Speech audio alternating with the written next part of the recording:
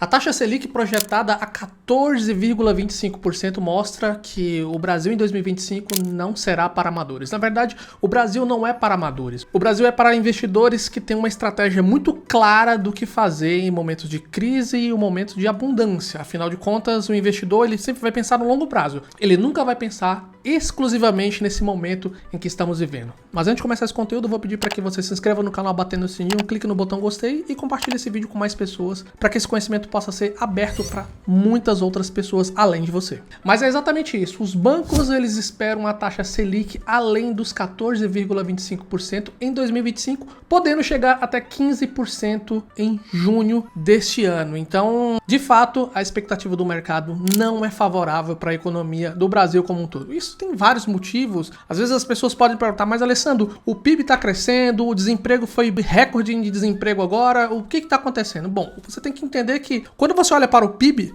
ele engloba também os gastos públicos do país, ou seja, o governo está injetando muito dinheiro na economia e consequentemente gastando muito. Tivemos recorde de arrecadação, mas mesmo assim nós temos um déficit bilionário em nossa economia. Mas aqui eu não quero te vender o apocalipse, o fim do mundo, te trazer notícias ruins, pelo contrário, eu quero na verdade te mostrar aqui o que eu irei fazer em 2025 com a carteira do canal e com os meus investimentos pessoais. Lembrando que eu tenho uma carteira pública aqui no canal, eu vou deixar um card aqui para você acompanhar os meus aportes mensais. Inclusive, ainda esse mês iremos fazer o nosso primeiro aporte do ano. E por que eu vou mostrar o que eu irei fazer e não o que você pode fazer? Porque seria muito fácil e muito leviano da minha parte trazer um conteúdo aqui para você mostrando exatamente o que você precisa fazer sem entender a tua estratégia de investimento. Isso, na verdade, é um erro gravíssimo e eu não quero cometer esse tipo de equívoco para que você não se dê mal no futuro. Mas, trazendo aqui por lado Alessandro, o lado que eu irei executar, o lado que eu irei fazer com os meus investimentos, o lado que eu irei fazer com os meus ativos, é uma maneira de eu mostrar para você como eu estou trabalhando e como é o meu raciocínio durante tanto as crises mais acentuadas ou no momento de bonança, ou seja, no momento onde todo mundo do mercado financeiro está ganhando dinheiro. E na verdade essa é uma retórica, porque quando o mercado está caindo é uma oportunidade muito boa para você injetar mais capital e consequentemente ganhar muito dinheiro lá na frente. Mas sem delongas, eu vou te mostrar aqui exatamente como é que está o cenário hoje, tanto em renda fixa e renda variável,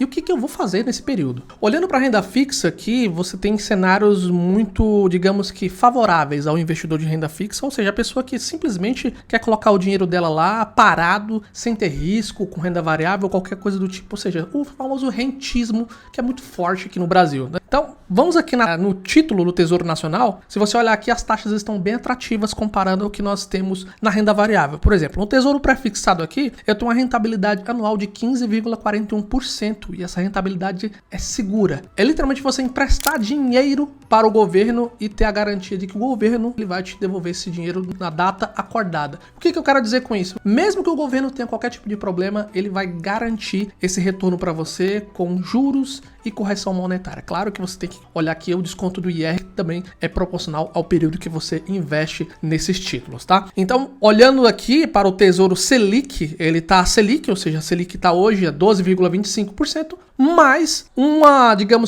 chorinho, né? Na linguagem do pessoal que gosta de uma feira, comer um pastel, mais um chorinho ali, está a Selic mais 0,0661%, ou seja, o Tesouro tá dando uma rebarbazinha. Por que ele tá dando essa rebarbazinha positiva, esse adicional ali? Porque o Tesouro tá tendo uma demanda um pouco fraca, mesmo tendo essa rentabilidade absurda, as pessoas elas estão ainda mesmo assim não investindo tanto na renda fixa, o que é de admirar porque é um investimento praticamente garantido, né? Então você tem aqui o Tesouro Selic 2029, tem o Tesouro IPCA, que aqui o Tesouro IPCA começa a brincadeira melhor, né? O Tesouro IPCA ele te protege literalmente da inflação, ou seja, ele tá pagando o IPCA, que é a inflação, mais 7,68%. É uma ótima opção para você que não quer ter o teu poder de compra perdido ou, digamos que, deteriorizado no curto prazo. Porque lembra que as ações, elas não protegem o teu poder de compra no curto prazo, e sim no médio e longo prazo. Então, para você que está querendo ter um dinheiro para daqui a 6 meses, um ano, é muito importante você alocar teu dinheiro na renda fixa. É o que eu faço, é o que eu estou fazendo aqui na carteira do canal também. Então, uma das coisas que eu irei aplicar meu dinheiro aqui na renda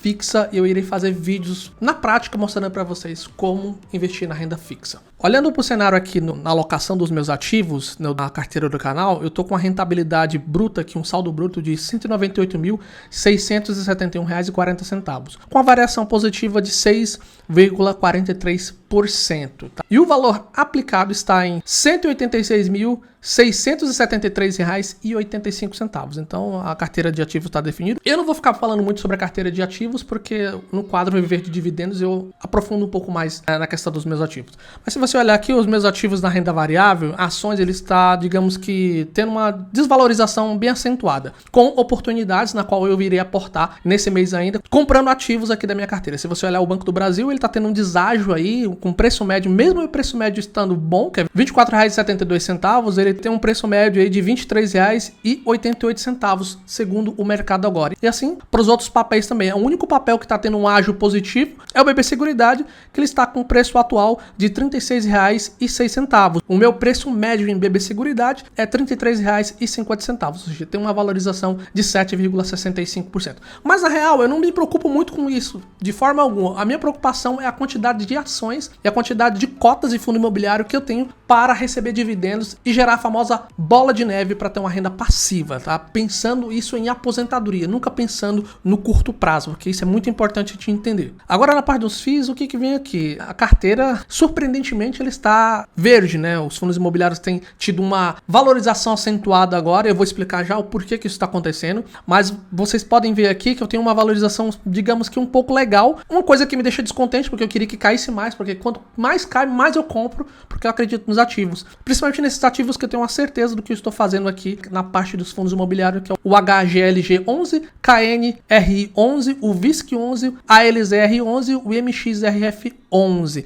Então todos eles estão com a valorização acima de 1%, mas você olha aqui o preço médio dele, eu estou com um preço médio até legal, mas eu sinceramente torceria muito para que caísse. E a tendência é que caia mesmo, né? Porque o mercado tem uma expectativa muito alta aí de uma taxa Selic de até 15% ao ano. Mas aí então fica a pergunta, por que os fundos imobiliários teve uma queda tão acentuada no final do ano, Alessandro, e agora ele está começando a subir? Bom, a primeira coisa que a gente precisa entender é que o mercado ele trabalha com alguns vieses, e o primeiro viés é o viés emocional. É um viés que você não pode trabalhar de forma alguma. Sempre que o mercado cai, as pessoas elas têm uma tendência de correr e vender. Cara, abriu uma brecha para mim sair desse ativo e não perder dinheiro. Pelo contrário, você está perdendo muito mais dinheiro vendendo ativo. E quando os ativos sobem, as pessoas têm a expectativa de, cara, agora eu vou aportar, eu vou comprar mais fundos imobiliários porque está subindo. Os fundos imobiliários finalmente mostraram uma reação e, de fato, eles não estão perdidos. Na verdade, é uma estratégia péssima. O que acontece com o viés que o mercado trabalha é o viés também da informação. O mercado financeiro ele é muito esquizofrênico, né, para falar a verdade. No início ali do mandato do presidente Lula, ele já meio que sinalizou que o governo ele ia reavaliar a autonomia do Banco Central no fim do mandato do Campos Neto, né? Mas aí o mercado já começou a literalmente perder a credibilidade, fora o descontrole fiscal, ainda mais essa notícia que foi divulgada na imprensa. Mas, consequentemente, ele esqueceu que o Galípolo, ou seja, o sucessor do Campos Neto, ele de fato, ele foi indicado pelo próprio presidente Lula. Ele agora, no final do ano, ele recua e se compromete de fato com a autonomia do Banco Central. Então, os fundos imobiliários começaram a ganhar, digamos, com uma leve subida aí. Um dos fatores são esses. Mesmo com o corte de gasto distante ali do governo, ele começou agora nesse ano a perceber que é necessário fazer corte de gastos, senão o governo vai acabar se tornando